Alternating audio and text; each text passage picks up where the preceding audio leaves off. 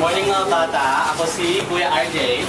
At dahil Valentine's Day ngayon, mayroon kaming dalang, ano to? Apple! Gusto nyo ba ng apples? Apple! Alam nyo kasi, ang apples mas healthier. Mas masustansyang kainin kaysa mga candies at chocolates. So yun ang bibigay namin sa inyo. Gusto nyo ba ng apples? Apple! Okay. So, sit. Ito lang ha. Thank Happy Valentine's Day! you po. Valentine's Day! Mama, nandiyan na thank you. Okay lang. So, Happy Valentine's Day! Hindi ko po So, Happy Valentine's Day! Thank you. Yan. Happy Valentine's Day! Happy Valentine's Day! Sino bang wala? Wala ba? Yan, Happy Valentine's Day. Ikaw, wala ba? Ay, wala ba? Ito.